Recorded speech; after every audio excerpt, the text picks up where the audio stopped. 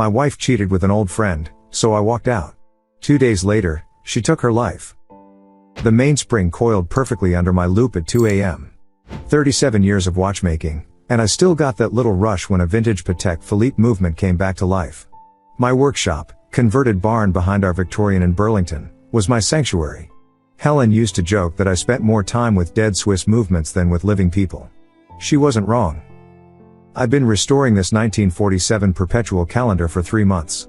The client, some hedge fund guy from Boston, didn't care about the craft. He just wanted to flip it at auction. But I cared. Every jewel, every pivot, every microscopic adjustment mattered. That's who I am, Vance, the guy who fixes time itself while the world spins past. Helen understood that about me. Or I thought she did. 12 years we'd been married. Met her at an estate sale where she was sketching botanical prints from a dead woman's collection. She had paint under her fingernails and wore her grandmother's cardigan like armor against the world. I was there for a pocket watch lot. We bid against each other for an antique magnifying glass. She won. I asked her to dinner. Our house told our story better than words. Every restored window, every refinished floor, we'd done it together. Helen's studio took up the entire 3rd floor, north-facing windows flooding her botanical illustrations with perfect light. My workshop out back, close enough to share lunch, far enough to give us both space. We'd built something real here. Something that mattered. Lately, Helen had been different. Energized in a way I hadn't seen since her first gallery show. She'd reconnected with Drew from art school. He'd become some hotshot storm chaser with a Weather Channel show. They'd been collaborating on a project about storm-damaged flora recovery. Made sense, I guess.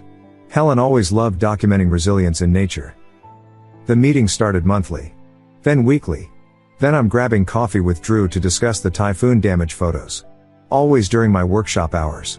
Always when I was deep in a restoration. That night, the Patek's balance will finally held steady. Perfect amplitude. I set it aside to observe overnight, stretching my back after 6 hours hunched over the bench. Inside, the house was dark except for Helen's reading light upstairs. Her phone buzzed on the kitchen counter. She'd left it charging again. I ignored it. Then it buzzed again. And again. At 2:17 a.m., who sends multiple texts? I picked it up to silence it. The preview showed Drew's name and can't stop thinking about. My hand stayed perfectly steady. Watchmaker's hands. I unlocked her phone. Her password was still our anniversary date. The messages went back 4 months. My escape from everything. Need you like I need the storms. Patricia's at another conference. The Fairmont, usual room? God, Helen, the way you looked at me today. I sat at our kitchen table, the one we'd restored together, stripping 7 layers of paint, and read everything. Every message. Every photo. The hotel confirmations she'd hidden in a folder labeled reference sketches. The credit card statements I'd never checked because I trusted her. 4 months of lies cataloged like specimen entries. I didn't shake. Didn't rage. I screenshotted everything, emailed it to myself, then deleted the sent message. Watchmaker's precision. Every movement deliberate.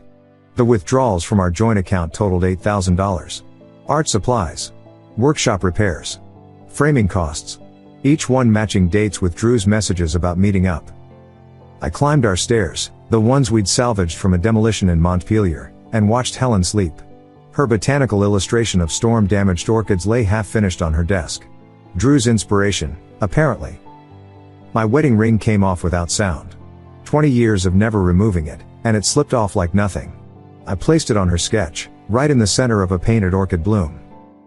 My bag packed itself, muscle memory from years of estate sale trips. Essential tools, clothes, documents. I left the house key but took the workshop keys. Those were mine before Helen. They'd stay mine after. The truck started smooth in the cold Vermont night. As I backed out, Helen's phone lit up through the kitchen window.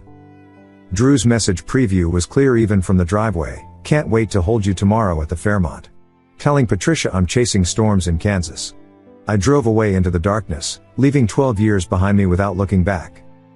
My brother Paul's cabin sat 40 miles into New Hampshire wilderness. No cell service unless you climbed the ridge behind the property. Perfect for disappearing while I figured out my next move. The first day, I serviced 3 watch movements I'd brought from the shop, keeping my hands busy while my mind processed 12 years of deception. The second day, I hiked to the ridge to check messages. 17 missed calls from Helen. 12 texts ranging from confusion to panic to rage. I deleted them unread and started back down the trail.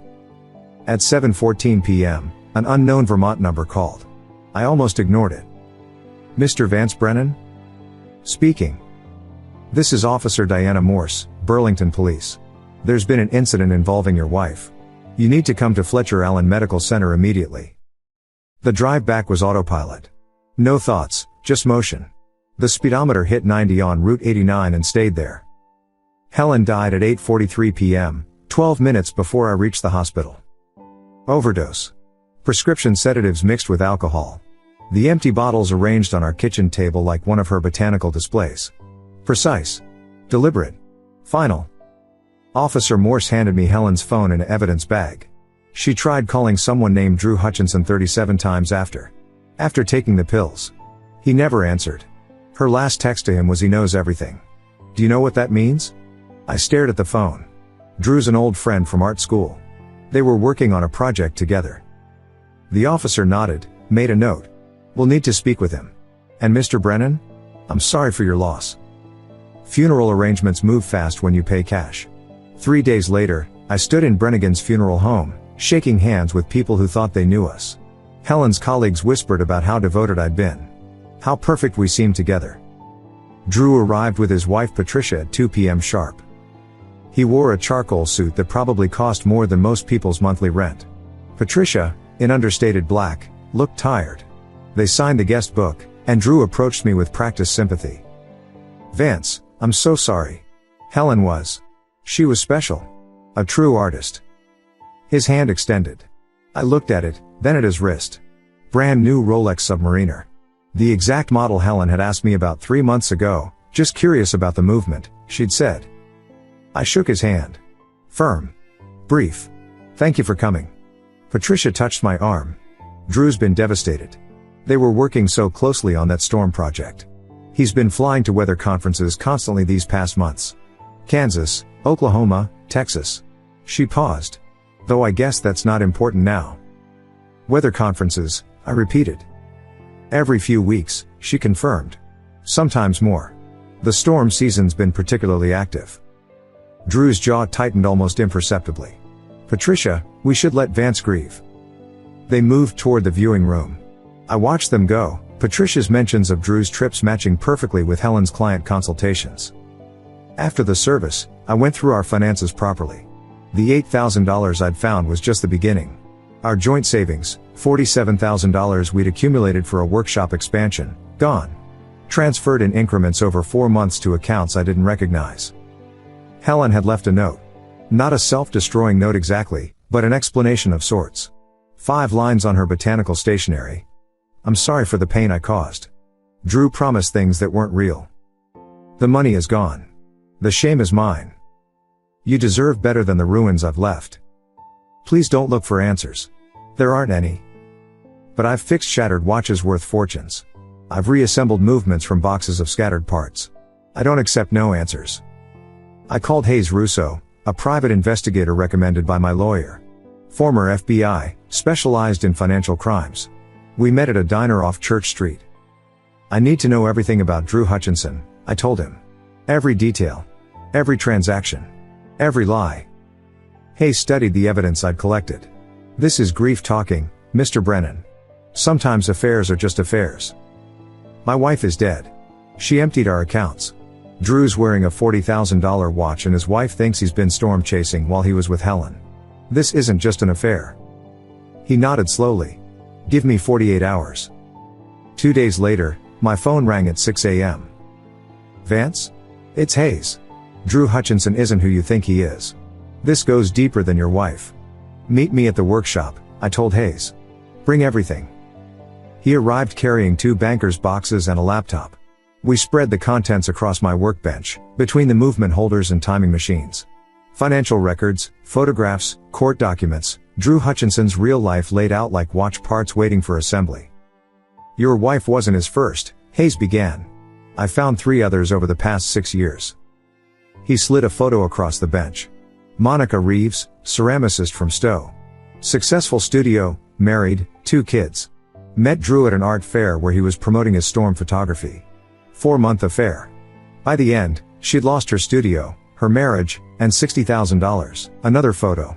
Bethany Chen, photographer from Woodstock. Drew convinced her to invest in a joint venture, storm documentation project.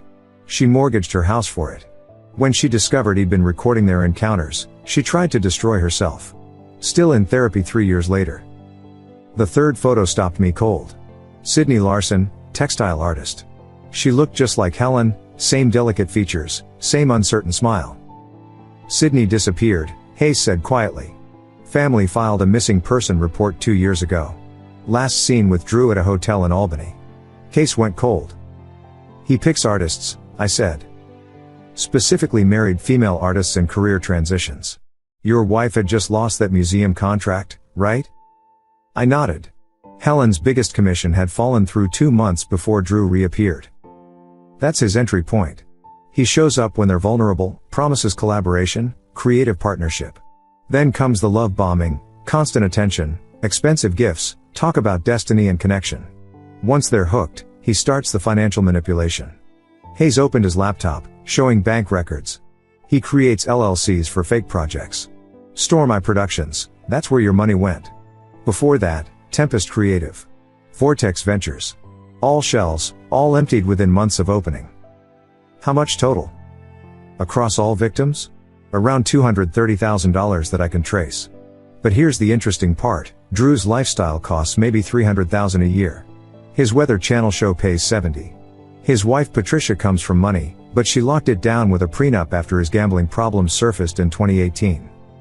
So he hunts. Like a professional. And Vance? There's more. Hayes pulled out a thumb drive. Drew keeps trophies. Cloud storage account he thought was secure. Videos, photos, recordings of conversations. Your wife didn't know she was being recorded. My hands clenched. Watchmakers' hands aren't supposed to make fists. There's a pattern to his storm chasing schedule, Hayes continued. Every conference corresponds with meetings with victims. He builds his career literally on top of destroying these women. What about the police? Monica never pressed charges, too ashamed. Bethany's self-destroying attempt made her testimony unreliable. Sydney's case has no body, no evidence of foul play. And Helen? He paused. Officially, Helen committed self-destroying. Drew's clean on paper. I studied the timeline Hayes had constructed. 4 women in 6 years. Calculated intervals. Professional execution. He's escalating, I observed. The gaps between victims are shrinking. And the amounts are increasing. Helen was his biggest score yet. I picked up Sydney's photo again.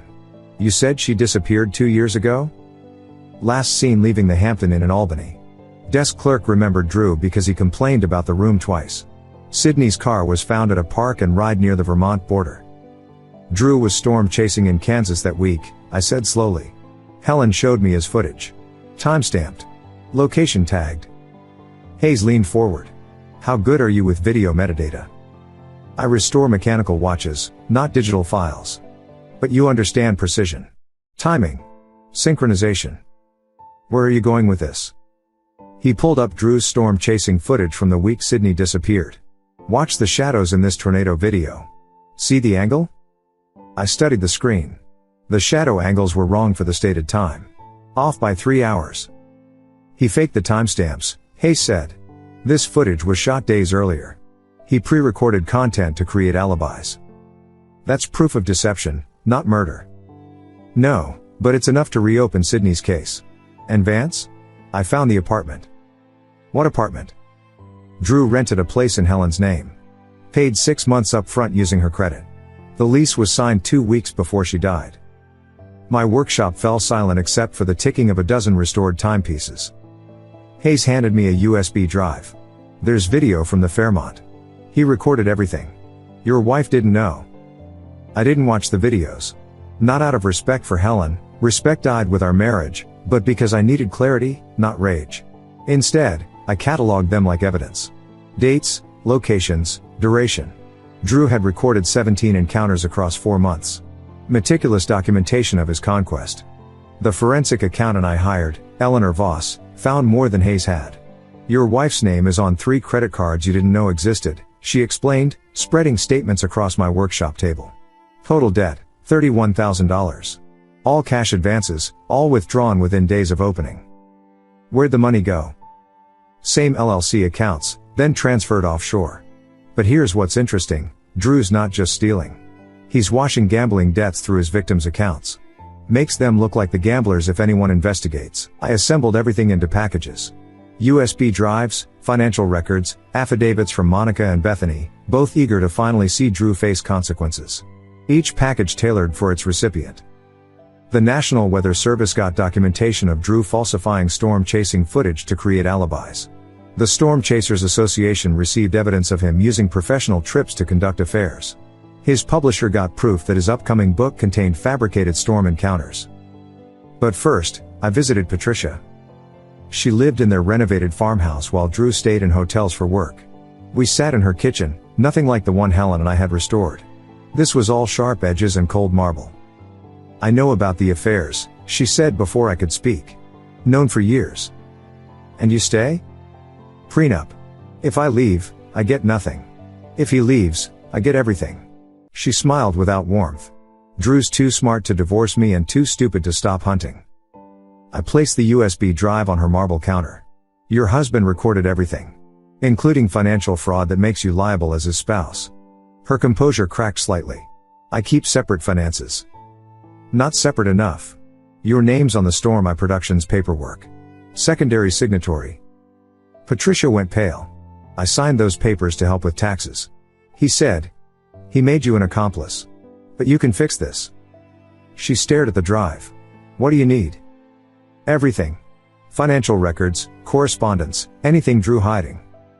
Patricia disappeared upstairs, returned with a briefcase. His backup files. Passwords. Offshore account numbers. Everything he thought I didn't know about. Inside were records going back 8 years. More victims. More money. More recordings. Why now? I asked. Because Helen's dead. The others just lost money. Your wife lost everything. I filed the criminal complaint the next morning. Fraud, theft, coercive control, revenge P-word, 17 counts total. The detective, Angela Santos, had worked financial crimes for 15 years. This is comprehensive, she said, reviewing my documentation. But these cases are hard to prosecute. Victims often won't testify. Monica and Bethany will. And there's Sydney Larson. Santos stopped reading. The missing woman from Albany? Drew's timestamps are fake. He was there when she disappeared. That's homicide's jurisdiction. Then loop them in. This predator's been operating for almost a decade. Within a week, Drew's world imploded in real time. The Weather Channel suspended him pending investigation. The Storm Chasers Association revoked his credentials. His publisher pulled his book. Local news picked it up first. Celebrity storm chaser under investigation for fraud. Then national outlets. Drew's face next to photos of his victims, including Helen. I was in the workshop when my phone rang. Unknown number. Vance? Drew's voice, stripped of its usual confidence. We need to talk. No, we don't. You don't know what you've started. I have things on Helen that will destroy her memory. Like the recordings you made without consent? Those are evidence now. Not those. His voice turned sharp. Other things. Things she told me about you. About your family. About that watch collection you inherited that maybe wasn't exactly legal. My grandfather's collection. Seized from a German officer in 1945, brought home without papers. Helen knew the story. You're threatening me with Helen's pillow talk? I'm offering you a solution. Drop the charges, I'll disappear. Keep pushing, and Helen becomes the villain in every story I tell. Unstable artist who stalked me, stole from her husband to fund her obsession. I've got enough of her messages to make it believable. Try it. You don't think I will? I know you will. That's why I recorded this call. Silence. See you in court, Drew. Drew's threats evaporated once his lawyer heard the recording. Blackmailing a witness tends to complicate defense strategies. By the time the trial started 3 months later, Drew had cycled through 4 attorneys. Each one quit after discovering more evidence their client had hidden. The courtroom was smaller than I'd expected. Burlington Superior Court, Judge Francis Kelway presiding. Drew sat at the defense table in a suit that cost less than his usual. Patricia had frozen their accounts during divorce proceedings. Monica testified first. Calm, methodical, devastating. She detailed Drew's pattern, the initial charm, the promises of collaboration, the gradual financial requests that became demands. She produced receipts, messages, bank records. Her voice never wavered, even when describing her self-destroying attempt after losing everything. Bethany came next. She brought printed screenshots of Drew's messages, highlighting his manipulation tactics. He'd say things like, "If you really trusted our connection, you'd invest in our future." Made me feel small for hesitating. Like I was betraying our love by questioning his plans. The forensic accountant presented a flowchart that looked like a circuit diagram. Money flowing from victims through shell companies to offshore accounts, then back to pay Drew's debts. Clean, precise, irrefutable. Then came my turn. "State your name for the record." "Vance Brennan. Master watchmaker. Widower." The prosecutor, Janet Huang, walked me through discovering the affair, finding the financial theft, hiring investigators. I kept my answers short, factual. No emotion. Just mechanics. "What was your wife's state of mind in her final days?" "I wasn't there. I'd left after discovering the affair." "But she tried contacting you?" 17 calls. 12 texts. I didn't respond." "Do you blame yourself for her death?" Drew's lawyer objected. Sustained. Janet presented the USB drives. "These recordings were found on the defendant's cloud storage. Did your wife consent to being recorded?" "No." "How can you be certain?" "Because Helen valued privacy above everything. She wouldn't even let me photograph her artwork until it was complete. She'd never consent to that." The recordings weren't played publicly. Judge Kelway reviewed them in chambers. When she returned, her expression could have frozen bourbon. Drew took the stand on day 3. His story kept shifting. The women had gifted him money. No, they'd invested in legitimate businesses. No, they'd asked him to manage their finances. Each contradiction spawned 2 more. "Mr. Hutchinson," Janet asked, "can you explain why you pre-recorded storm footage and falsified timestamps?" "I never. We have metadata analysis proving your alibi footage for Sidney Larson's disappearance was filmed 3 days earlier." Drew's composure cracked. Sidney was troubled. "She talked about disappearing all the time. Yet you never mentioned this to police when she vanished?" "I didn't think." "You didn't think, or you didn't want investigators looking at your relationship?" His lawyer objected repeatedly. Overruled each time. The character witnesses destroyed what remained of Drew's credibility. His gambling addiction, tax fraud from 2019, a restraining order from a woman in 2017, pattern after pattern emerging like gears in a damaged movement. Patricia testified for the prosecution. She'd traded immunity for full cooperation, delivering Drew's hidden books, secret recordings, everything. Her testimony revealed Drew had practiced his manipulation tactics on her first, years ago, before hunting elsewhere. He called it emotional architecture, she said. Building someone up just to control how they'd fall. The jury deliberated for 3 hours. Guilty on all counts. Drew stood as the verdict was read, his storm chaser's confidence finally broken. Judge Kelway scheduled sentencing for the following week. As court officers prepared to lead Drew away, he suddenly erupted. "There's one more account," he screamed across the courtroom. "The one Helen set up herself. Check Geneva Holdings." The bailiff grabbed his arm, but Drew kept shouting. She knew. She knew everything. Geneva Holdings, she documented it all. Every woman, every dollar. She was building her own case. Judge Kelway demanded order. Drew was dragged out still ranting about Geneva Holdings and Helen's secret investigation. Janet Huang approached me after court. "Do you know anything about Geneva Holdings?" I shook my head, but something cold settled in my chest. Helen had mentioned Geneva once, her grandmother's birthplace.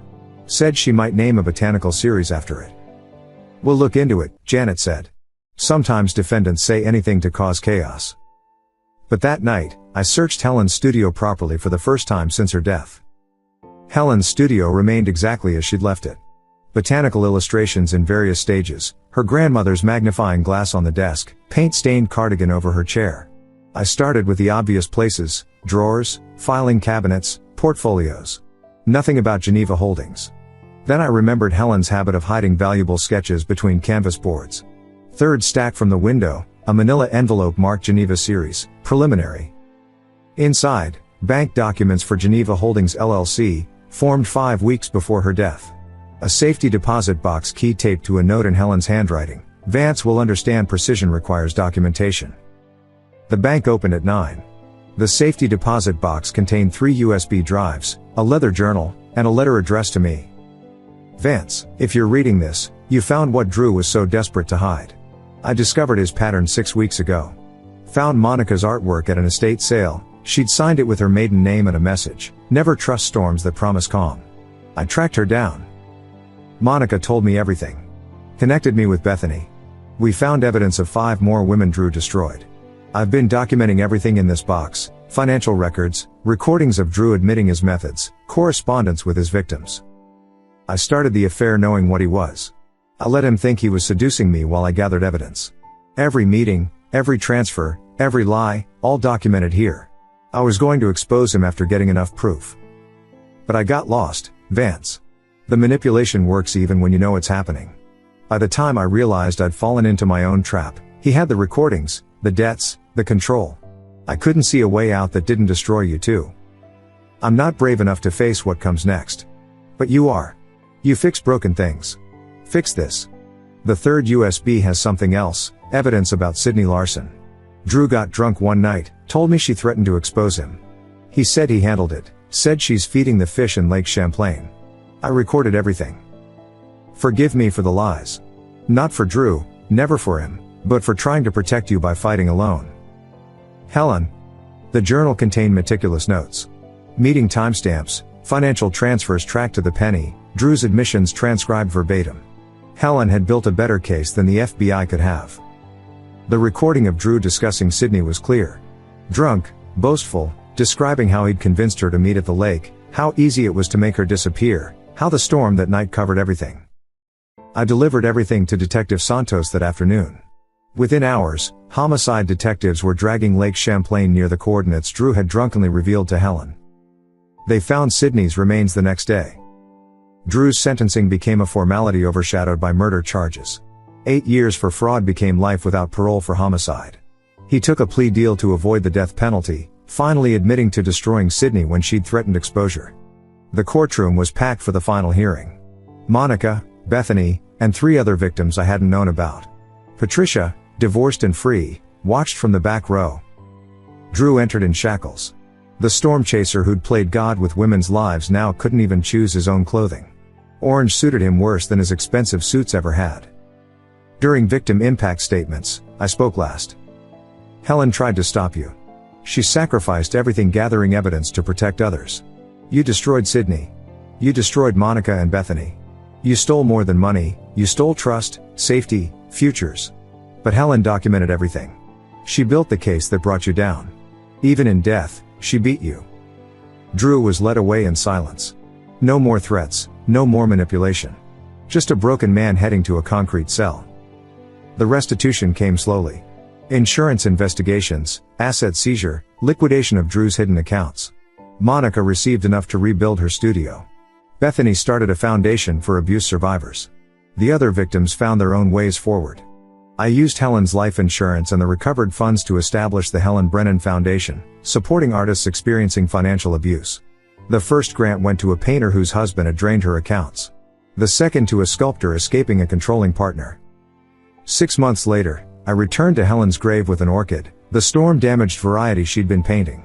I placed it against the headstone, then set down the watch I'd been crafting. A one-of-a-kind piece with her ashes sealed in crystal behind the dial. Time frozen at 8:43. You started this, I told the stone. I finished it. Rest now. My phone buzzed.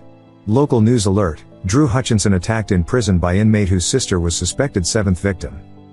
I deleted the alert and walked back to my workshop. 17 movements waited for restoration.